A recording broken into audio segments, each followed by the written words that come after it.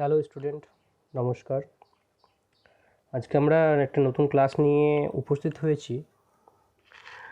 আজকে আমি কল্যাণ ইউনিভার্সিটির সেমিস্টার 4 প্রোগ্রাম কোর্সের ক্লাস নিয়ে আজকে তোমাদের সঙ্গে এসেছি। তোমাদের পেপারটার নাম হচ্ছে ইন্ট্রোডাকশন টু ইন্টারন্যাশনাল রিলেশন। এই পেপারটা নিয়ে আমরা আজকে আলোচনা করব এবং তোমাদের এই পেপারটার আমরা আজকে যে টপিকটাকে নিয়ে আলোচনা করব সেটা হচ্ছে unit three sub topic D, bipolarity, unipolarity and multipolarity যেটা আছে সেটা নিয়ে আমরা আজকে আলোচনা করব। আজকে আমরা যে জায়গাটা নিয়ে আলোচনা করব সেটা হচ্ছে বাইপোলারিটি নিয়ে আমরা আলোচনা করব। তোমরা তোমাদের স্ক্রিনে দেখতে পাচ্ছ আমরা বাইপোলারিটি বা বাংলা প্রতিশব্দ দ্বি মেরুতা পয়েন্টটা রয়েছে, আজকে আমরা এটা নিয়ে আলোচনা করব। আমরা আজকে প্রথম যে বিষয়টা নিয়ে আলোচনা করব সেটা হচ্ছে রাজনীতির মেরুকরণ। তোমরা সবাই মাধ্যমিকে তোমাদের ইতিহাস ছিল এবং কম বেশি অনেকজন এইচএস সেকশনে অনেকজনের ইতিহাস সাবজেক্টটা ছিল। তাছাড়াও তোমরা গ্র্যাজুয়েশনে অনেকজন আরেকটি সাবজেক্ট হিসেবে তোমরা ইতিহাস পড়ছো এবং সেখানে তোমরা অবগত আছো প্রথম বিশ্বযুদ্ধ, দ্বিতীয় বিশ্বযুদ্ধ, ঠান্ডা লড়াই ইত্যাদি সম্পর্কে তোমরা অবগত আছো। এবং আমরা আমাদের যে টপিক ইন্ট্রোডাকশান, আমাদের যে paper introduction to international relation, সেখানেও আমাদের একটি টপিক হচ্ছে বাইপোলারিটি এবং সেখানেও আমরা মূলত আন্তর্জাতিক সম্পর্কের জায়গাটা আলোচনা করব যে দ্বিমেরুতা বলতে আমরা কী বুঝি। আমরা যদি ভালোভাবে ইতিহাসের পিছনের দিকে তাকাই তাহলে আমরা একটা জিনিস দেখতে পাবো, সেটা হচ্ছে প্রথম বিশ্বযুদ্ধ এবং প্রথম বিশ্বযুদ্ধের পরিসমাপ্তি। এবং সেই সময়কালটা যদি আমরা ভালোভাবে দেখি তাহলে আমরা দেখতে পাবো সেটা হচ্ছে 1970। এই যে 1917 যে সালটা, সেই সালটাতে একটা বিখ্যাত সেই সময়কালটাতে আমরা দেখতে পাবো সেটা হচ্ছে রাশিয়ার বলশেভিক পার্টি ক্ষমতাসীন হওয়া এবং এখানে সোভিয়েত ইউনিয়ন গঠন হওয়া। তাহলে আমরা 1917 সালে দেখতে পাচ্ছি সোভিয়েত ইউনিয়ন গঠিত হচ্ছে রাশিয়াতে। এবং এই সময় যে সোভিয়েত ইউনিয়ন যে মতাদর্শের উপর ভিত্তি করে গড়ে উঠছে সেই মতাদর্শটা হচ্ছে সমাজতান্ত্রিক মতাদর্শ, এটা মূলত মার্ক্সবাদের বাস্তবায়িত রূপ। এবং আমরা মার্ক্সবাদটাকে দেখতে পেয়েছি এই সময় ফার্স্ট টাইম আমরা দেখতে পেয়েছি লেনিনের হাত ধরে মার্ক্সবাদ বাস্তবায়িত হচ্ছে, যেটাকে বলা হচ্ছে মার্ক্সবাদ লেনিনবাদ। এবং এই সময় আমরা দেখতে পাচ্ছি তাহলে দু ধরনের রাজনৈতিক মতাদর্শ আমরা সেই সময় দেখতে পাচ্ছি। সেই সময় আমরা দেখতে পাচ্ছি যে উদারনৈতিক মতাদর্শ বা উদারনৈতিক গণতান্ত্রিক মতাদর্শ। মূলত এই সময়কালে আমরা দেখতে পাচ্ছি যে উদারনৈতিক মতাদর্শের সৃষ্টি হচ্ছে এবং উদারনৈতিক মতাদর্শের মূল কথাতে আমরা দেখতে পাচ্ছিলাম যে রাষ্ট্রীয় হস্তক্ষেপটাকে সীমিত করা এবং সেখানে ব্যক্তিগত স্বাধীনতাটাকে দেওয়ার কথা বলা হচ্ছে, যেটা তোমরা প্রত্যেকটা স্টুডেন্ট তোমরা ফার্স্ট সেমিস্টারে পড়ে এসেছো। উদারনীতিবাদের যে জায়গাটা, সেই জায়গাটা তোমরা দেখে এসেছো। উদারনীতিবাদের মূল কথাই হচ্ছে কিন্তু ব্যক্তি স্বাতন্ত্র্যবাদ। তাহলে আমরা এই যে ব্যক্তি স্বাতন্ত্র্যবাদী একটা চিন্তাভাবনা এবং অপরপক্ষে একটি মার্ক্সবাদী চিন্তাভাবনা বা সমাজতান্ত্রিক চিন্তাভাবনা, যেখানে রাষ্ট্রযন্ত্রটাকেই খারাপভাবে দেখছে এবং রাষ্ট্রযন্ত্রটারই অবসান ঘটাতে চাইছে। আর একদিকে রাষ্ট্রযন্ত্রটাকে তারা রাখতে চাইছে কিন্তু রাষ্ট্রযন্ত্রটাকে তারা ক্ষমতাটা সীমিত করে দিতে চাইছে, যেখানে ব্যক্তির স্বাধীনতাটাকে বিশেষভাবে গুরুত্ব আরোপ করছে। কিন্তু আমরা সমাজতান্ত্রিক মতাদর্শে কিন্তু ব্যক্তি প্রাধান্যকে আমরা দেখতে পাচ্ছি না, সেখানে গোষ্ঠীগত প্রাধান্য আমরা দেখতে পাচ্ছি। তাহলে এই যে আমরা দুটো মতাদর্শ দেখতে পাচ্ছি 1917 সালে আমরা এই মূলত রাশিয়াতে সোভিয়েত ইউনিয়ন বা বলশেভিক পার্টির নেতৃত্বে সোভিয়েত ইউনিয়ন গঠনের পরবর্তী সময় থেকে তার পরিপ্রেক্ষিতে আমরা দেখতে পাচ্ছি দুটো মতাদর্শ গড়ে উঠছে। একটা হচ্ছে উদারনৈতিক মতাদর্শ আর একটা হচ্ছে সমাজতান্ত্রিক মতাদর্শ। এবং এই সমাজতান্ত্রিক এবং উদারনৈতিক মতাদর্শ যদি সময়কালটা আমরা দেখি তাহলে আমরা দেখতে পাবো মূলত এটা যদি আমরা রাজনৈতিক মেরুকরণ বলি, বিশ্ব রাজনীতির মেরুকরণ যদি আমরা বলি, তাহলে আমরা দেখতে পাবো রাজনৈতিক মেরুকরণ প্রক্রিয়াটি শুরু হচ্ছে মূলত বিংশ শতকের গোড়ায় এবং আন্তর্জাতিক রাজনীতির খেলার ময়দানে গিয়ে উপস্থিত হতে একটু সময় লেগেছিল। অর্থাৎ এই যে সময় আমরা যদি দেখি তাহলে প্রথমেই বিংশ শতাব্দী মানে 1900 প্রথম দিকে এটা শুরু হয়ে যাচ্ছে। কিন্তু এই জিনিসটা প্রত্যেকটা জিনিসে আমরা বলি যে একদিনে সৃষ্টি হয় না, সেটা সৃষ্টি হতে অনেক সময় লাগে। তাই এই আমাদের বাইপোলারিটি বা দ্বিমেরুকরণ জিনিসটাও কিন্তু শুরু হতে অনেক সময় লেগেছিল, যেটা আমরা 1945 এই 1945 যে সময়কালের কথাটা আমরা বলছি 1945, এটাও খুব একটা গুরুত্বপূর্ণ একটা সময়। এই সময়টাতে আমরা বিশ্ব রাজনীতি যদি আমরা দেখি তাহলে দেখতে পাবো আমরা দ্বিতীয় বিশ্বযুদ্ধের পরিসমাপ্তি ঘটছে এবং দ্বিতীয় বিশ্বযুদ্ধের পরিসমাপ্তির সঙ্গে সঙ্গে আমরা যে জিনিসটা দেখতে পাচ্ছি সেটা হচ্ছে দ্বিতীয় বিশ্বযুদ্ধের পরিসমাপ্তির সঙ্গে সঙ্গে কিন্তু এই দ্বিমেরুতা বা বাইপোলারিটিটা কিন্তু বিরাট প্রকট আকারে কিন্তু বিশ্ব রাজনীতিতে জায়গা করে নিচ্ছে। তাহলে আমরা একটা কথাই বলতে পারি, আন্তর্জাতিক ক্ষেত্রে এই দ্বিমেরুতার সবচাইতে প্রথম বহিঃপ্রকাশ হচ্ছে 1945-এ দ্বিতীয় বিশ্বযুদ্ধের পরবর্তী সময়। তার আগে আমরা দেখলাম 1917 সালে কিন্তু দ্বিমেরুতার জন্ম হচ্ছে, কিন্তু সেই সময় কিন্তু সেরকমভাবে কিন্তু দ্বিমেরুতা কিন্তু বিশ্ব রাজনীতিতে প্রকাশ পাচ্ছে না। কিন্তু দ্বিতীয় বিশ্বযুদ্ধে আমরা দেখতে পাচ্ছি, যদি আমরা সবাই দ্বিতীয় বিশ্বযুদ্ধটা আমরা পড়েছি, সেই ইতিহাসটা তোমাদের সকলের জানা, তাও আমি একটু এই রাজনীতির ইতিহাসটা একটু বলছি। তো সেই সময় আমরা দ্বিতীয় বিশ্বযুদ্ধে দেখতে পাচ্ছি 1939 খ্রিস্টাব্দে শুরু হচ্ছে এবং 1945 খ্রিস্টাব্দে শেষ হয়ে যাচ্ছে, এবং সেই সময় আমরা যে দুটো শক্তিকে দেখতে পাচ্ছি, সেই মিত্রশক্তি এবং অক্ষশক্তি। আমরা মিত্রশক্তির মধ্যে কিন্তু আমরা দেখেছিলাম দুটি মতাদর্শ একই জায়গায় বিরাজ করছে, সেটা হচ্ছে মার্কিন যুক্তরাষ্ট্রের নেতৃত্বাধীন উদারনৈতিক মতাদর্শ এবং সোভিয়েত ইউনিয়ন নেতৃত্বাধীন সমাজতান্ত্রিক মতাদর্শ। তারা একটা মেরুতেই অবস্থান করছে। কেন অবস্থান করছে এই বিষয়টাও খুব গুরুত্বপূর্ণ। তার কারণ সেই সময় যে কারণ তারা অবস্থান করেছিল, তো সেই সময় আমরা আর একটা জিনিস দেখতে পেয়েছিলাম দ্বিতীয় বিশ্বযুদ্ধের পূর্ববর্তী ঘটনা হিসাবে। সেই সময় আমরা হিটলারের নেতৃত্বে নাৎসিবাদ এবং মুসোলিনির নেতৃত্বে ফাঁসিবাদ দেখেছিলাম, এবং নাৎসিবাদ এবং ফাঁসিবাদে আমরা যে জিনিসটা দেখেছিলাম, সেখানে একনায়কতন্ত্র বিরাজ করেছিল, যেখানে একনায়কতন্ত্রের মধ্যে না জনগণের কোনো ভালো কথা বলা হয়েছিল, না সেখানে কোনো গণতন্ত্র বিরাজ করছিল, এবং সেখান থেকে বেরিয়ে আসার জন্য কিন্তু আমরা দেখতে পাচ্ছিলাম যে এই দুটি মতাদর্শ, অর্থাৎ পুঁজিবাদী মতাদর্শ বা উদারনৈতিক গণতান্ত্রিক মতাদর্শ এবং সমাজতান্ত্রিক মতাদর্শ, এরা কিন্তু যৌথবদ্ধভাবে তারা কিন্তু অবতীর্ণ হয়েছিল দ্বিতীয় বিশ্বযুদ্ধের আগিনায়, এবং কিন্তু তারা এদেরকে পরাস্ত করেছিল। এবং যখনই তাদের দ্বিতীয় বিশ্বযুদ্ধ পরিসমাপ্তি ঘটছে, অর্থাৎ 1945, এই যে সময়কালটা দেখছি, সেই সময়কাল থেকে পরবর্তী সময় কিন্তু আমরা দেখতে পাচ্ছি বিশ্ব রাজনীতিতে দুটো ভাগে ভাগ হয়ে যাচ্ছে মতাদর্শকে কেন্দ্র করে। এবং সেই মতাদর্শটার যে জায়গাটা আমরা দেখছি, সেটা হচ্ছে একদিকে থাকছে পুঁজিবাদী রাষ্ট্র, যেটাকে মার্কিন যুক্তরাষ্ট্রের নেতৃত্বাধীন পুঁজিবাদী রাষ্ট্র, এবং অপরদিকে থাকছে সোভিয়েত ইউনিয়নের নেতৃত্বাধীন সমাজতান্ত্রিক রাষ্ট্র। এরপরে আমরা যে বিষয়টাকে নিয়ে আলোচনা করব, সেটা হচ্ছে দ্বিমেরুতা কাকে বলে। এটা সেরকম কিছু আলোচনা করার নেই, তার কারণে আমরা এই বিশ্বের মেরুকরণ বা এই দ্বিমেরুতার জায়গাতে আমরা আলোচনা করে নিয়েছি। কিন্তু তাও তোমাদের সুবিধার্থে আমি এই দ্বিমেরুতা কাকে বলে একটু সংক্ষেপে বলছি, তোমরা ভালোভাবে শোনো। রাজনীতির দ্বিমেরুতা বা বাইপোলারিটি অফ পলিটিক্স বলতে আমরা সাধারণত যেটা বুঝি, সেটা হচ্ছে মতাদর্শকে ভিত্তি করে গড়ে ওঠা রাজনীতি। অর্থাৎ সমগ্র বিশ্বকে যখন মতাদর্শগতভাবে দুটি ভাগে ভাগ করা হবে, তখন তাকে বলা হবে দ্বিমেরুতা। আমরা যেটা দেখছি, দ্বিমেরুতার ধারণাটি জন্ম হয় দ্বিতীয় বিশ্বযুদ্ধের অব্যাহতি পরে, যখন তদানীন্ত বিশ্বে দুটি সুপার পাওয়ার বা মহাশক্তিধর নিজেদেরকে মতাদর্শগত ভিত্তি করে বিশ্ব রাজনীতিকে পরিচালিত করার উদ্যোগ নিচ্ছে।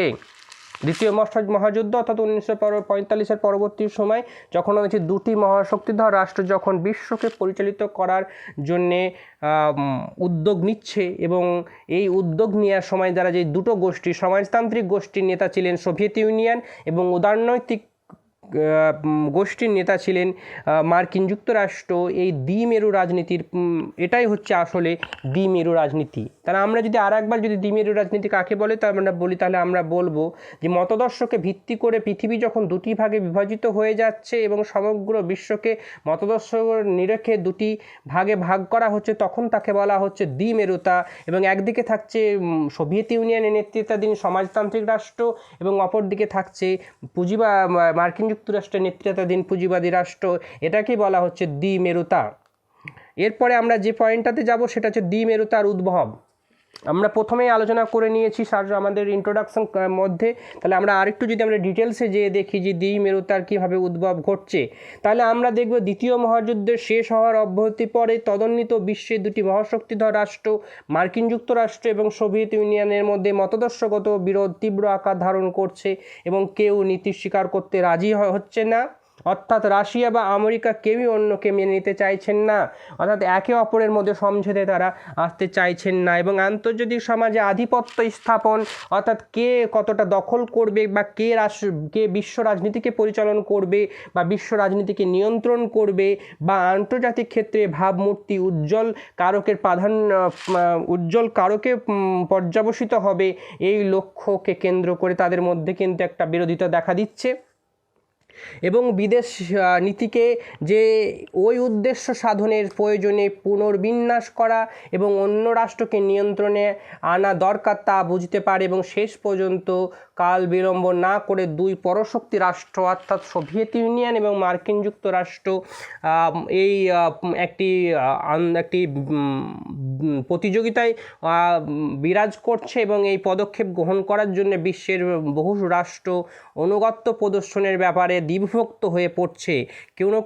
কিছু কিছু রাষ্ট্র যাচ্ছে মার্কিন যুক্তরাষ্ট্রের নেতৃত্বাধীন গোষ্ঠীর সমর্থনে এবং কিছু কিছু রাষ্ট্র যাচ্ছে সোভিয়েত ইউনিয়নের সমর্থনে।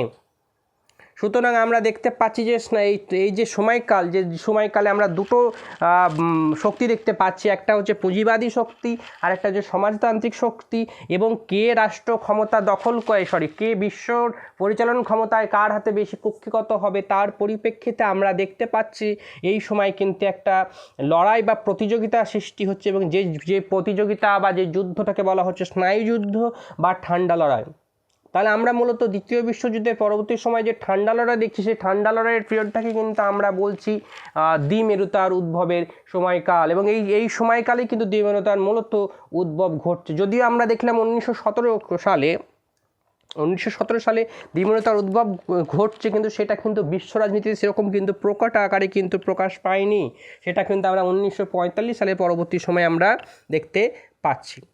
এছাড়া যদি আমরা আরেকটা বিষয়ে আলোচনা করি বা কিছু কিছু আন্তর্জাতিক তাত্ত্বিক আলোচনা করে থাকেন যে আন্তর্জাতিক সমাজে শক্তিসাম্য অর্জন করার ঐকান্তিক প্রচেষ্টা থেকে দ্বিমেরুতার জন্ম নিয়েছে। আমরা তোমাদেরকে এই টপিকের ইউনিট 3 আমরা পড়িয়েছিলাম, যেখানে আমরা এই যৌথ নিরাপত্তার বিষয়টা তোমাদেরকে আমি পড়িয়েছি। এই যৌথ নিরাপত্তা যখন আমরা পড়িয়েছিলাম, যৌথ নিরাপত্তা এবং তার সঙ্গে সঙ্গে আরেকটা টপিক পড়িয়েছিলাম তোমাদেরকে শক্তিসাম্য, সেই জায়গায় দেখিয়েছিলাম যে একটি রাষ্ট্র যখন একাই যখন অপর রাষ্ট্রের সঙ্গে সমকক্ষ স্থাপন করতে পারছে না, তখন কিন্তু অপর রাষ্ট্রের সঙ্গে তারা যৌথবদ্ধ হচ্ছে কিংবা তারা তার শক্তিটাকে বৃদ্ধি করছে এবং তার সমতুল্য হয়ে কিন্তু শক্তিসাম্য বিরাজ করছে। কিন্তু এমনি সে কিছু কিছু তাত্ত্বিক কিন্তু এ কথাও বলছে যে দ্বিমেরু উদ্ভবের কিন্তু আর একটা বিরাট বড় কারণ হচ্ছে কিন্তু এই শক্তিসাম্য অর্জন করা। অর্থাৎ এই যে একদিকে আমরা দেখতে পাচ্ছি পুঁজিবাদী রাষ্ট্র, একদিকে দেখছি সমাজতান্ত্রিক রাষ্ট্র, অর্থাৎ একটা রাষ্ট্র যখন একটা রাষ্ট্রকে আরেকটা রাষ্ট্র দখল করছে এবং সে শক্তিশালী হয়ে যাচ্ছে, তার পরিপ্রেক্ষিতে অপর যে বিপরীতে যে রাষ্ট্র আছে সে রাষ্ট্র কিন্তু সমভাবে ক্ষমতা দখল করতে চাইছে, অর্থাৎ শক্তিসাম্য অর্জন করতে চাইছে। তার পরিপ্রেক্ষিতে কিন্তু দ্বিমেরুর উদ্ভব হয়েছে বলে কিছু কিছু ব্যক্তি কিন্তু বলে থাকে, যে কারণে আমরা দেখতে পাচ্ছি যে কোনো রাষ্ট্রের সঙ্গে মোর্চা তৈরি করা যায় না, উদ্দেশ্য মতাদর্শের মিল থাকা প্রয়োজন। যে কোনো মোর্চার ক্ষেত্রে এই যুক্তি প্রযোজ্য। শক্তিসাম্য অর্জন এবং মোর্চা তৈরির প্রবণতা থেকে রাজনীতির দ্বিমেরুতার জন্ম নিয়েছে বলে অনেকের ধারণা, এবং এই ধারণা যে অমূলক নয় তা আন্তর্জাতিক রাজনীতির বাস্তব দিকগুলি পর্যালোচনা করলে খুব সহজেই বুঝতে পারা যাবে। তাহলে আমাদের এই জিনিসটা আমরা ক্লিয়ার হয়ে বুঝতে পারছি যে আমাদের কোনো রাষ্ট্র যদি ভাবে যে আমি একটা রাষ্ট্রকে দখল করবো, কিন্তু সেটা সম্ভব নয়। তার কারণ সেই রাষ্ট্রর নিজস্ব কিছু বিচার বিবেচনা আছে, সেই বিচার বিবেচনার উপর ভিত্তি করে কিন্তু তারা রাষ্ট্রকে সাপোর্ট করার বিষয়টা চলে আসছে। তার কারণ আমরা দেখেছি দ্বিতীয় বিশ্বযুদ্ধের পরবর্তী সময় আমরা যে জিনিসটা দেখতে পেলাম যে নতুনভাবে সাম্রাজ্য বিস্তার করা আর যাবে না, এবং সাম্রাজ্য বিস্তার যেহেতু নতুনভাবে যাবে না, সেহেতু কিন্তু আর কোনো রাষ্ট্র কিন্তু জোরপূর্বক কোনো রাষ্ট্রকে কিন্তু সাম্রাজ্যের অধীনে আনতে পারবে না। এবং সেই জন্য আমরা যে নয়া ঔপনিবেশিকতাবাদ যে বিষয়টা দেখছি যে নতুনভাবে বিষয়টা আসছে বা নতুন বিশ্ব ব্যবস্থা আসছে, নতুন বিশ্ব ব্যবস্থায় কিন্তু নিয়ন্ত্রণের জন্য নতুন নতুন নিয়ম আবিষ্কার হচ্ছে, এবং তার মধ্যে আমরা কিন্তু দেখতে পাচ্ছি ঠান্ডা যুদ্ধের সময়কালটা। আমরা যখন ঠান্ডা যুদ্ধের বৈশিষ্ট্যতে প্রবেশ করব তখন আমরা দেখব যে কিসের জন্য ঠান্ডা যুদ্ধে দ্বিমেরুতার বৈশিষ্ট্যতে আমরা প্রবেশ করব, তখন দেখব যে দ্বিমেরুতা কিসের জন্য বিশ্ব রাজনীতিতে আরও বিশেষ পরিমাণে জাঁকিয়ে বসতে তারা সক্ষম হচ্ছে। এর পরবর্তী আমরা যদি দেখি উদ্ভবের ক্ষেত্রে সমগ্র বিশ্বকে যদি আমরা পশ্চিমী বনাম পূর্ব এই দ্বিবিভাজন থেকে দ্বিমেরুতার ধারণাটি জন্ম নেই বলে অনেকে দাবি করেন। একদিকে আমরা পশ্চিম আর একদিকে পূর্ব, এই যে পশ্চিম এবং পূর্ব এই যে দুই এইরকমভাবেও কিন্তু দ্বিমেরুতার জন্ম হয়েছে বলে অনেকে দাবি করেন। এবার আমরা মূলত যে জায়গায় প্রবেশ করব সেটা হচ্ছে দ্বিমেরুতার বৈশিষ্ট্যতে আমরা আসব। আশা করি তোমাদের দ্বিমেরুতা কীভাবে উদ্ভব হয়েছে সে বিষয়টা তোমরা অনেকটা স্পষ্ট একটি ধারণা তোমাদের মধ্যে জন্ম নিয়েছে। এরপরে আমরা দ্বিমেরুতার বৈশিষ্ট্য নিয়ে আলোচনা করব। দ্বিমেরুতার বৈশিষ্ট্যতে আমরা প্রথম যেটা নিয়ে আলোচনা করব সেটাই হচ্ছে আমরা দেখতে পাচ্ছি দ্বিতীয় মহাযুদ্ধে ব্রিটেন, আমেরিকা, ফ্রান্স ও রাশিয়া এক হয়ে মিত্রশক্তি গোষ্ঠী বা অ্যালাইড পাওয়ার গঠন করেছিল এবং এই সমস্ত দেশের মধ্যে মতাদর্শগত বিভেদ থাকলেও যুদ্ধর সময় তা প্রকট হয়ে আত্মপ্রকাশ করেনি। এমনকি দ্বিতীয় মহাযুদ্ধের পরে শেষ হওয়ার আগেও এই বিরোধ প্রকট ছিল না। যুদ্ধ শেষ হওয়ার অব্যাহতি পরে সোভিয়েত ইউনিয়নের সঙ্গে আমেরিকা মদতপুষ্ট বিরোধ প্রকট হয়ে পড়ল। সুতরাং দ্বিমেরুর বিশিষ্ট রাজনীতির জন্মকে আমরা কিছু পরিমাণে হঠাৎ বলতে পারি। তাহলে আমরা এই যে পয়েন্টটা আমি আলোচনা তোমাদের সামনে তুলে ধরলাম সেই পয়েন্টটাতে তোমরা খুব সুন্দরভাবে বুঝতে পারছো যে তাদের মধ্যে বিরোধ ছিল কিন্তু সেই বিরোধটা প্রকট ছিল না। দ্বিতীয় বিশ্বযুদ্ধ যখনই শেষ হয়ে যাচ্ছে সঙ্গে সঙ্গে দ্বিমেরুতা প্রকট হয়ে পড়ছে। সেই জন্যে আমরা বৈশিষ্ট্যতে বলতে পারি দ্বিমেরুতার জন্ম কিন্তু হঠাৎই হয়েছে। কিন্তু কেন হঠাৎ জন্ম হলো সেই বিষয়টা আমরা দ্বিতীয় পয়েন্টে আমরা বৈশিষ্ট্যতে আলোচনা করব। দ্বিতীয় পয়েন্টে আমরা যেটা দেখতে পাবো সেটা হচ্ছে রাজনীতির এই যে দ্বিমেরু বিশিষ্ট রাজনীতির আবির্ভাবের পেছনে মার্কিন যুক্তরাষ্ট্রের ইউরোপের রাজনীতিতে প্রবেশ কিন্তু একটা বিরাটভাবে কিন্তু দায়ী ছিল। কেন দায়ী ছিল? এর আগের দিন আমরা যখন গ্লোবালাইজেশন বিষয়টা পড়েছিলাম সেখানে তোমাদেরকে আমি একটা কথা বলেছিলাম যে নতুনভাবে যখন আমরা ঠান্ডা যুদ্ধে শেষ হয়ে যাচ্ছে এবং যখন মার্কিন যুক্তরাষ্ট্র যখন নতুন বাজারের প্রয়োজন হচ্ছে তখন সে দেখছে যদি আমি গ্লোবালাইজেশনের মধ্যে দিয়ে একটা নতুন প্রসেসের মধ্যে দিয়ে আসি তাহলে আমি মুক্ত বাজার পাবো, যার ফলে আমার যে দ্রব্য সামগ্রী যেটা আমার উৎপাদিত হয়ে গেছে, যে দ্রব্য সামগ্রী আমার দেশে আর প্রয়োজন নেই অর্থাৎ চাহিদা নেই, তাহলে আমাকে নতুন বাজারের প্রয়োজন। সে বাজারের লোককে তারা কিন্তু গ্লোবালাইজেশনকে কাজে লাগিয়েছিল। এবং একইভাবে আমরা দেখতে পাচ্ছি মার্কিন যুক্তরাষ্ট্র যেটা দেখছি যে তাকে যদি নতুনভাবে যদি কোথাও কোনো একটা জায়গা দখল করতে হয় তাহলে কিন্তু যেটার প্রথমে প্রয়োজন তাহলে হচ্ছে ইউরোপ প্রয়োজন। অর্থাৎ ইউরোপের যদি রাষ্ট্রকে যদি সোভিয়েত ইউনিয়ন দখল করে নেয় তাহলে তার মতাদর্শের পরিপ্রেক্ষিতে পরিচালিত হবে, সেখানে কিন্তু আমার কোনো ভূমিকা থাকবে না। এবং সেই ভূমিকার জায়গাটা থেকে এসেই কিন্তু আমরা দেখতে পাচ্ছি মার্কিন যুক্তরাষ্ট্র কিন্তু ইউরোপটাকে দখল করার যে লড়াই সেটা আমরা দেখতে পাচ্ছি।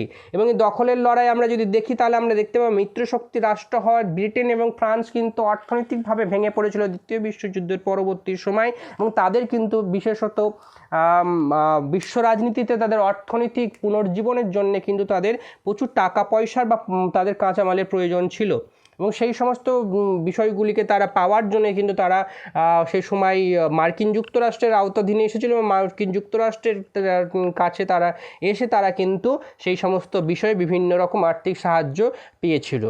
এবং অপরদিকে আমরা ইউরোপের বিভিন্ন রাষ্ট্রকে দেখতে পাবো যে সমস্ত রাষ্ট্র সোভিয়েত ইউনিয়নের সমাজতান্ত্রিক ভাবনার দ্বারা প্রভাবিত হয়ে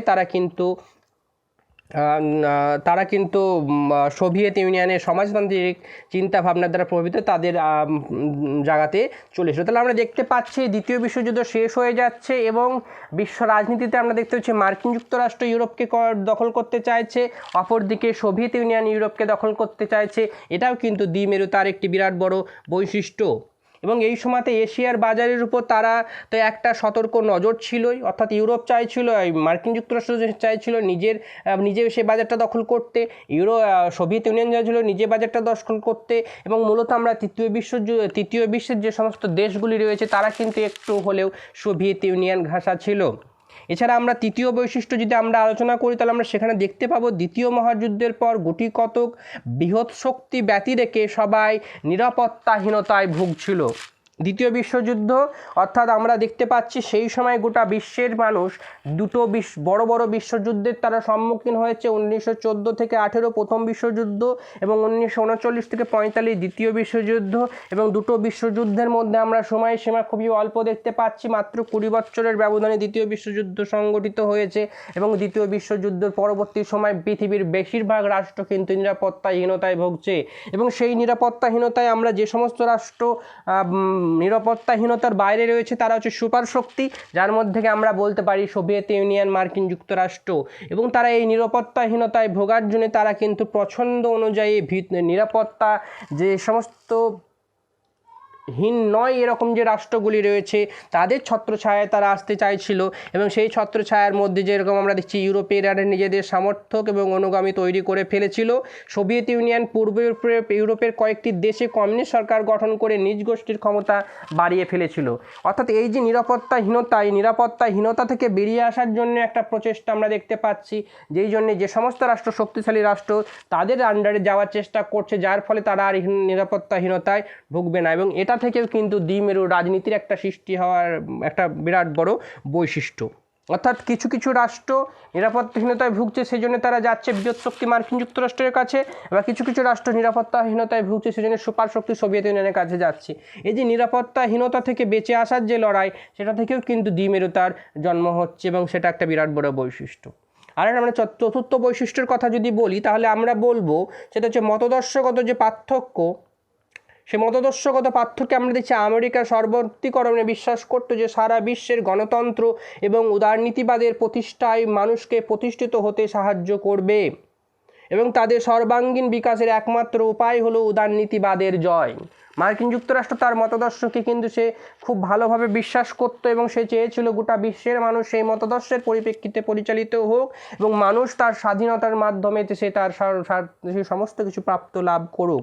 অপরদিকে আমরা দেখতে পাচ্ছি সমাজতান্ত্রিক রাষ্ট্রে আমরা যেটা সমাজতান্ত্রিক মতাদর্শে আমরা যেটা দেখতে পাচ্ছিলাম, যেটা কার্ল মার্কস এবং অ্যাঙ্গেলস যেটা চিন্তা ভাবনা করেছিলেন, যে গোটা বিশ্বে যদি সর্বহারা শ্রেণীর যদি একনায়কতন্ত্র প্রতিষ্ঠিত করতে পারা যায়, তাহলে মানুষের উন্নয়ন হবে। এই যে তাদের চিন্তা ভাবনা মতাদর্শকে কেন্দ্র করে, এবং সেই মতাদর্শকে কেন্দ্র করে মানুষের কল্যাণ করার যে কথা, একদিকে পুঁজিবাদী রাষ্ট্র ব্যবস্থা ভাবছে আমরা আমাদের মতাদর্শের সাহায্যে মানুষের কল্যাণ করব, অপরদিকে সোভিয়েত ইউনিয়ন অর্থাৎ সমাজতান্ত্রিক রাষ্ট্র ব্যবস্থা ভাবছে আমরা আমাদের মতাদর্শের সাহায্যে আমরা মানুষের কল্যাণ করব। এর পরিপ্রেক্ষিতেও কিন্তু দ্বিমেরুতার জন্ম হচ্ছে, কিন্তু এটাও বিরাট বড় একটি বৈশিষ্ট্য। এছাড়া আমরা আরেকটি বৈশিষ্ট্য যেটা নিয়ে আমরা আলোচনা করলাম, সেটা হচ্ছে শক্তি সাম্য অর্জন করা, যেটা আমরা উদ্ভবের সময় আলোচনা করেছি, এটাও কিন্তু একটি বৈশিষ্ট্য। অর্থাৎ আমাদের যদি এরকম কোনো প্রশ্ন আসে যে দ্বিমেরুতার উদ্ভব এবং বৈশিষ্ট্য আলোচনা করো, তাহলে আমি উদ্ভব এবং বৈশিষ্ট্যতে যে সমস্ত পয়েন্টগুলি নিয়ে আলোচনা করলাম সেগুলি একসঙ্গে আলোচনা করলে তোমাদের নোটটা তৈরি হয়ে যাবে। বা যদি তোমাদের এরকম প্রশ্ন আসে যে উদ্ভব আলোচনা করো, সেই উদ্ভব এবং বৈশিষ্ট্য তোমরা দেখতে পাচ্ছ সমরূপ পয়েন্ট নিয়ে আমরা আলোচনা করছি, তোমরা সেটা লিখলে কিন্তু তোমাদের দ্বিমেরুতা সম্পর্কে আলোচনা সম্পূর্ণ হয়ে যাবে। তাহলে এই পর্যন্ত আমরা যেটা দেখলাম যে দ্বিমেরুতা সম্পর্কে আমাদের বৈশিষ্ট্য কিভাবে সৃষ্টি হচ্ছে, দ্বিমেরুতা কাকে বলে, সমস্ত জিনিসটা খুব সুন্দরভাবে পরিষ্কার হয়ে যাচ্ছে। আমি আর একবার বিষয়টাকে তোমাদেরকে সামারি করে দিচ্ছি, দিয়ে আমি এর দ্বিমেরুতার অবসানে চলে যাব, এবং দ্বিমেরুতার অবসানের সঙ্গে সঙ্গে আমরা যে বিষয়টায় আলোচনায় চলে যাব সেটা হচ্ছে এর মূল্যায়নে আমরা চলে যাব। তা আমরা প্রথমে দেখলাম 1917-তে বলশেভিক পার্টির সৃষ্টি হচ্ছে, এবং সেই সময় বিশ্ব রাজনীতিতে দুটো মতাদর্শ চলে আসছে, একটা হচ্ছে উদারনৈতিক মতাদর্শ আর একটা হচ্ছে সমাজতান্ত্রিক মতাদর্শ। দ্বিতীয় বিশ্বযুদ্ধ সংগঠিত হচ্ছে, এবং দ্বিতীয় বিশ্বযুদ্ধ সংগঠিত হওয়ার সময় দেখছি আমরা এই যে দুটো মতাদর্শ তারা একই ছাতার তলায় এসে তারা লড়াই করছে, এবং লড়াই যখনই শেষ হয়ে যাচ্ছে তারপরে তারা ভাগ হয়ে যাচ্ছে। ভাগ হয়ে যাওয়ার মূল কারণটা তারা দেখতে পাচ্ছে, আমরা যে মানুষের কল্যাণ করতে চাইছে, একজন চাইছে আমরা পুঁজিবাদী অর্থাৎ উদারনৈতিক চিন্তা মতাদর্শের দ্বারা মানুষের কল্যাণ করব, আরেকটা মতাদর্শ চাইছে আমরা সমাজতান্ত্রিক আদর্শের দ্বারা আমরা মানুষের কল্যাণ করব। আরেকটা আমরা দেখতে পাচ্ছি যে লড়াই, একটা যে দখল করার লড়াই বা বিশ্ব পরিচালন করার লড়াই, সেখানে আমরা দেখতে সমাজতান্ত্রিক রাষ্ট্র চাইছে আমরা ইউরোপের বেশিরভাগ জায়গা আমরা পরিচালন করব, আমাদের নিয়ন্ত্রণে থাকবে, তার ফলে আমরা সেখানকার বাজার পাবো। অপরদিকে আমরা দেখতে পাচ্ছি সমাজতান্ত্রিক রাষ্ট্র চাইছে আমাদের নিয়ন্ত্রণে থাকবে, তার ফলে আমরা রাষ্ট্র পরিচালনা করব। এই একটা দ্বন্দ্ব আমরা দেখতে পাচ্ছি। তার সঙ্গে সঙ্গে আমরা আরেকটা জায়গায় দেখতে পাচ্ছি যে কিছু আন্তর্জাতিক তাত্ত্বিক কথাও বলছে যে দ্বিমেরুতা সৃষ্টির আরেকটা বিরাট বড় কারণ হচ্ছে শক্তি সাম্য, ব্যালেন্স অফ পাওয়ার ক্রিয়েট করার জন্য আমরা যেটা দেখতে পাচ্ছি সেটা হচ্ছে যারা মহাশক্তিধর রাষ্ট্র আছে তাদের সঙ্গে তারা যৌথবদ্ধ হচ্ছে, তার ফলে তারা ব্যালেন্সটাকে ঠিক রাখার পাওয়ারের ব্যালেন্সটাকে ঠিক রাখার তারা চেষ্টা করছে। এবং একই সঙ্গে আমরা আরেকটা বিষয় আমরা এখানে দেখতে পেলাম, উদ্ভব এবং বৈশিষ্ট্য দুটো জায়গায় তোমরা এই পয়েন্ট আলোচনা করতে পারবা। সেটা হচ্ছে বিভিন্ন রাষ্ট্র দ্বিতীয় বিশ্বযুদ্ধের পর বেশিরভাগ বিশ্বের রাষ্ট্র নিরাপত্তাহীনতায় ভুগছে, এবং নিরাপত্তাহীনতায় ভোগার জন্য তারা যে সমস্ত রাষ্ট্র সেই সময় সুপার পাওয়ার হিসাবে আছে, মহাশক্তিধর রাষ্ট্র হিসাবে আছে, তাদের ছত্রছায়ায় আসতে চাইছে, এবং তার পরিপ্রেক্ষিতেও কিন্তু দ্বিমেরুতার সৃষ্টি হচ্ছে। এরপরে আমরা যে পয়েন্টটা নিয়ে আলোচনা করব সেটা হচ্ছে দ্বিমেরু রাজনীতির অবসান এবং দ্বিমেরু রাজনীতির মূল্যায়ন। এটা নিয়ে আমরা আলোচনা করব। আমরা মূলত প্রথমে যে বিষয়টা নিয়ে আলোচনা করব সেটা হচ্ছে দ্বিমেরু রাজনীতির অবসান। আমরা দ্বিমেরু রাজনীতির অবসান নিয়ে প্রথমে আলোচনা করব এবং তোমাদেরকে আমি আরেকটা টপিক পড়াবো, সেটা হচ্ছে ঠান্ডা লড়াই বলে একটি টপিক আছে তোমাদের CC4 পলিটিক্যাল সায়েন্স GCC-T4 বলে যে পেপার রয়েছে, সেই পেপার তোমাদের আরেকটা টপিক আমি তোমাদেরকে পড়াবো, সেটা হচ্ছে ঠান্ডা লড়াই। সেখানেও তোমাদেরকে এই ঠান্ডা লড়াই অবসান বলে একটি পয়েন্ট আছে, সেটার সঙ্গে এটা খুব ইন্টার রিলেটেড একটা বিষয়। এটা যদি তোমরা বুঝতে পারো তাহলে ওই পয়েন্টটা আমি যখন পড়াবো এটা খুব সুন্দরভাবে বুঝতে পারবো। অর্থাৎ দ্বিমেরু রাজনীতির অবসান মানে এক কথা আমরা ঠান্ডা লড়াইয়ের অবসান বলতে পারি। তো সেই ঠান্ডা লড়াই বা দ্বিমেরু রাজনীতির অবসানে আমরা প্রথমে যে বিষয়টা নিয়ে আলোচনা করব সেটা হচ্ছে আমাদের যে বিশ্ব রাজনীতি, সেই বিশ্ব রাজনীতির দ্বিমেরু রাজনীতির যেরকম খুব ক্ষণস্থায়ী মানে হঠাৎভাবে সৃষ্টি হয়েছিল, তেমনি হঠাৎভাবে কিন্তু এই রাজনীতিটা বা এই অধ্যায়টার কিন্তু পরিসমাপ্তি ঘটেছিল। সেই জন্য বিভিন্ন তাত্ত্বিক এই অধ্যায়টাকে ক্ষণস্থায়ী অধ্যায় হিসাবে অভিহিত করতে বিশেষভাবে বদ্ধপরিকর। দ্বিতীয় মহাযুদ্ধের পর এর আবির্ভাব ঘটে এবং 7-এর দশকের প্রারম্ভে এর তীব্রতা আস্তে আস্তে হ্রাস পায় এবং 8-এর দশকের থেকে স্পষ্ট হয়ে পড়ে এই দ্বিমেরু রাজনীতির অবসানের প্রেক্ষাপট। এবং আমরা দেখতে পাচ্ছি 1990-এর সময় দ্বিমেরু রাজনীতির অবসান ঘটছে। এবং এবার আমরা যেদিকে এগিয়ে নিয়ে যাব সেটা হচ্ছে দ্বিমেরু রাজনীতির অবসানের কারণ। দ্বিমেরু রাজনীতির অবসানের প্রথম আমরা কারণ হিসাবে যেটাকে আমরা উল্লেখ করব সেটা হচ্ছে এই দুই মহাশক্তিধর রাষ্ট্রের শুভবুদ্ধির উদয়। এই যে দুটি মহাশক্তিধর রাষ্ট্রের কথা আমরা বলছি, সেই দুটি মহাশক্তিধর রাষ্ট্রের শুভবুদ্ধির উদয় হচ্ছে যে তারা দেখছে যে আমরা যদি পরস্পরকে সন্দেহ করি এবং এক রাষ্ট্র অন্য রাষ্ট্রকে আক্রমণ করবে এই জাতীয় আশঙ্কা মনে স্থান দেওয়া এবং সেই আশঙ্কাকে সামনে রেখে শক্তি বৃদ্ধির উদ্দেশ্যে মোর্চা প্রস্তুতি, সর্বশক্তি নিয়োগ করা, এগুলি স্নায়ুযুদ্ধের উপাদান। অর্থাৎ ঠান্ডা লড়াইয়ের আমরা যে মূল যে কনসেপ্ট সেখানে আমরা দেখছি একটা রাষ্ট্র ভাবছে অপর রাষ্ট্র তাকে আক্রমণ করবে, অপর রাষ্ট্র সেম জিনিসটা ভাবছে এবং তার পরিপ্রেক্ষিতে তারা রাষ্ট্রের পরিমাণ বৃদ্ধি করে যাচ্ছে এবং একই সঙ্গে তারা পারমাণবিক অস্ত্র বা শক্তির পরিমাণ বৃদ্ধি করে যাচ্ছে। এবং এগুলিতে আমরা দেখতে পাচ্ছি যে এর ফলে উত্তেজনা বৃদ্ধি পাচ্ছে বিশ্ব রাজনীতিতে এবং বিশ্ব রাজনীতিতে উত্তেজনা বৃদ্ধির ফলে কিন্তু সেরকম লাভ কিছুই হচ্ছে না।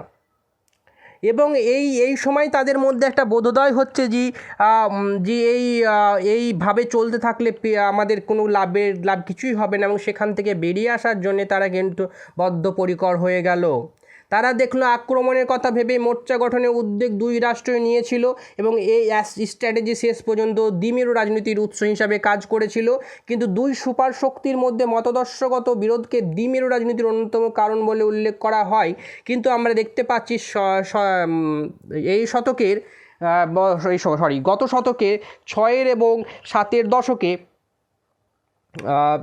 ইউরোপ এবং আমেরিকা রাজনীতির হালচাল লক্ষ্য করলে আমরা দেখতে পাচ্ছি যে দুই শক্তিধর রাষ্ট্রের নেতারা ভাবতে আরম্ভ করেছিল যে প্রত্যেক নিজ নিজ রাজনীতির আদর্শ অনুযায়ী চলে নিজেদের উন্নতি করবেন এবং অন্যের আদর্শ ও কর্মপন্থার উপর আঘাত হানার চেষ্টা করবেন না।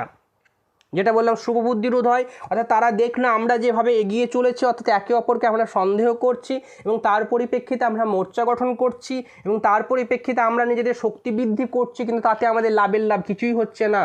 এবং সেখান থেকে আমরা যদি এরকম করি যে আমাদের নিজস্ব যে মতাদর্শ আছে সেই মতাদর্শের পরিপ্রেক্ষিতে যদি আমরা পরিচালিত হই এবং আমরা যদি অপরের ক্ষতি করার চেষ্টা না করি তাহলে কিন্তু আমরা এগিয়ে যেতে পারবো। এবং এই যে তাদের মধ্যে যে শুভবুদ্ধির উদয়, এটার ফলে কিন্তু আমরা দেখছি দ্বিমেরু রাজনীতির অবসান ঘটছে। এবং দ্বিতীয় যে কারণটার কথা আমরা বলতে পারি সেটা হচ্ছে এই যে আমরা যে সৃষ্টির জায়গা দেখলাম যে কিছু রাষ্ট্র ছিল দ্বিতীয় বিশ্বযুদ্ধের পরবর্তী সময় নিরাপত্তাহীনতায় ভুগছিল, সেই সমস্ত রাষ্ট্র কিন্তু সময়ের পরিপ্রেক্ষিতে সময় অতিবাহিত হওয়ার সঙ্গে সঙ্গে কিন্তু তারা কিন্তু সেই নিরাপত্তাহীনতা কিন্তু কিছুটা পরিমাণে হলে কাটিয়ে উঠতে পেরেছিল। এবং তারা যখন এই নিরাপত্তাহীনতার বিষয়টা যখন তারা কাটিয়ে উঠতে সক্ষম হয়েছিল তখন তারা দেখলো যে আমাদের আর এই সমস্ত রাষ্ট্রের ছত্রছায়া থেকে লাভ নেই। এবং সেই যে তখন তারা যে এটা রিয়ালাইজ রিয়ালাইজ করলো যে আমাদের আর ছত্রছায়ার প্রয়োজন নেই, তখন তারা কিন্তু আমাদের এই দ্বিমেরুতা কিন্তু অবসানের কিন্তু একটি বিরাট বড় কারণ হিসাবে কিন্তু আমরা এই পয়েন্টটিকেও উল্লেখ করতে পারি। অর্থাৎ একটি রাষ্ট্র মানে সেই সমস্ত রাষ্ট্র যখন নিরাপত্তায় হীনতায় ভুগছিল, তখন তারা বৃহৎ শক্তির শরণাপন্ন হয়েছিল। যখন তাদের এই ভয়টা কাটিয়ে উঠতে সক্ষম হয়েছে, তখন তারা স্বাভাবিকভাবে বেরিয়ে আসতে চাইছিল। এছাড়া আমরা আরেকটা পয়েন্টের উল্লেখ করতে পারি দ্বিমেরুতা অবসানের জন্য বিশেষভাবে গুরুত্বপূর্ণ। সেই পয়েন্টটি হচ্ছে, আমরা যেটা দেখেছিলাম যে মিত্রশক্তির রাষ্ট্র হওয়ার সত্ত্বে ব্রিটেন এবং ফ্রান্স দ্বিতীয় বিশ্বযুদ্ধের ফলে কিন্তু প্রচুর পরিমাণে তাদের কিন্তু ক্ষয়ক্ষতি হয়েছিল, এবং সেই ক্ষয়ক্ষতির মানে অর্থনৈতিক অবনতি হয়েছিল, এবং সেই অবনতি থেকে তাদের বেরিয়ে আসার জন্য তাদের সেই সময় কোনো রাষ্ট্রের সাপোর্টের প্রয়োজন, যে ক্ষেত্রে তারা মার্কিন যুক্তরাষ্ট্রের সাপোর্ট তারা পেয়েছিল। এবং সময়ের সঙ্গে সঙ্গে যখন তারা তাদের ওই অর্থনৈতিক অবস্থা একটা স্থিতিশীল অবস্থায় ফিরিয়ে আনতে পেরেছেন, তখন তারা কিন্তু আর ওই মার্কিন যুক্তরাষ্ট্রের নিয়ন্ত্রণে দিনে থাকতে তারা চাননি। বিশেষত আমরা ফ্রান্সের রাষ্ট্রপতি জেনারেল দ্য গেলের কথা বলতে পারি। তিনি অতিমাত্রায় আগ্রাসী হয়ে পড়েছিলেন। তিনি ফ্রান্সের অভ্যন্তরীণ এবং বৈদেশিক বিষয়ে আমেরিকার হস্তক্ষেপ তিনি বরদাস্ত করতে চায়নি। এই যে আবার একটা আমরা দেখতে পাচ্ছি যে মার্কিন যুক্তরাষ্ট্রের ছত্রছায়া থেকে বেরিয়ে আসার যে প্রচেষ্টা এই দুই মহাশক্তিধর রাষ্ট্রের, সেটাও কিন্তু আমরা দেখতে পাচ্ছি একদিক থেকে কিন্তু দ্বিমেরু রাজনীতির অবসানের বিরাট বড় একটি কারণ।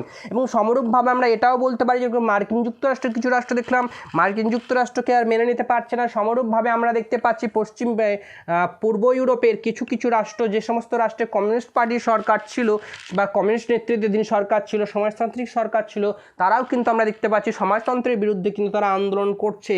এবং যে তারা সমাজতন্ত্রের বিরুদ্ধে তারা যে আন্দোলনটা করছে, সেই আন্দোলনটাও কিন্তু আমরা দেখতে পাচ্ছি দ্বিমেরু রাজনীতির অবসানের একটি বিরাট বড় কারণ হিসাবে আমরা উল্লেখ করতে পারি। এছাড়া আমরা যে পয়েন্টটাকে আমরা লাস্ট আলোচনা করব, সেই পয়েন্টটা হচ্ছে নির্জোট আন্দোলন বা জোট নিরপেক্ষ আন্দোলন। আমরা দেখেছিলাম ভারতবর্ষ 1947 খ্রিস্টাব্দে স্বাধীনতা লাভ করছে, এবং তার পরবর্তী সময় ভারতবর্ষ কিন্তু ঠান্ডা লড়াইয়ের দ্বিমেরু রাজনীতিতে কিন্তু প্রবেশ করেনি বিশ্ব রাজনীতির। সে কী করেছিল না, তো সম ডিস্ট্যান্স বজায় রেখেছিল সমাজতান্ত্রিক রাষ্ট্র এবং পুঁজিবাদী রাষ্ট্র থেকে। এই যে জোট নিরপেক্ষ আন্দোলন, সেই জোট নিরপেক্ষ আন্দোলন যখন দিনের পর দিন যখন তার জনপ্রিয়তা বৃদ্ধি করতে শুরু করলো, তখন রাজনীতির এই দ্বিমেরু রাজনীতি প্রচুর পরিমাণে কিন্তু কোণঠাসা হতে শুরু করেছিল। এবং এটাও কিন্তু একটি নির্জয় দ্বিমেরু তার অবসানের একটি কারণ হিসাবে উল্লেখ করতে পারি। এবং আমরা পরিশেষে চলে এসেছি আজকের ক্লাসের। তাহলে আমরা এখানে যে বিষয়গুলি দেখলাম, সেটা হচ্ছে দ্বিমেরু রাজনীতির অবসানের আমরা বিভিন্ন কারণ দেখলাম। শুভবুদ্ধির উদয়, নিরাপত্তাহীনতা থেকে বেরিয়ে আসা, অর্থনৈতিকভাবে স্বাবলম্বী হওয়া, তার ফলে মার্কিন যুক্তরাষ্ট্রের প্রাধান্যকে মেনে নিতে না পারা। তারপরে আমরা দেখলাম পূর্ব ইউরোপের বিভিন্ন রাষ্ট্র কমিউনিস্ট বিরোধী আন্দোলন।